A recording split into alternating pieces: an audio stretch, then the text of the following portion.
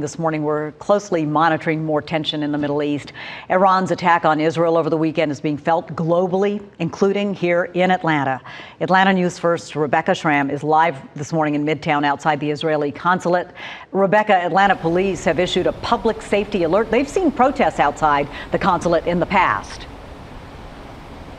That's right, Gravier. And so the department is keeping a close eye on what's happening in the Middle East with those two feuding countries. Also, the consulate general for our region to Israel is certainly on top of this as well. So take a look just to catch you up from over the weekend. On Saturday, Iran used hundreds of drones, ballistic and cruise missiles, most of them intercepted, to attack Israeli territory, causing minor damage to an air base. Iran claims the attack is retaliation for a suspected Israeli-backed attack on its embassy, in which 2 Iranian generals were killed.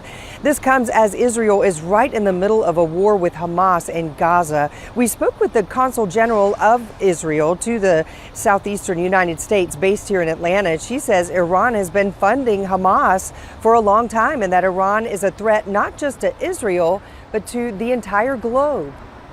Terrorists and those who stand behind terror attacks and planning terror attacks should have no safe haven anywhere. Terror should always be opposed. It doesn't matter where it is and who it is targeting, because in the end, it targets all of us. Meanwhile, the Atlanta Police Department has issued a statement that says, in part, while there are currently no credible threats to our city, our dedication to protecting houses of worship and sensitive areas in all communities remains steadfast. They're reminding citizens to be vigilant and to report anything suspicious. Live in Midtown this morning, Rebecca Schramm, Atlanta News First.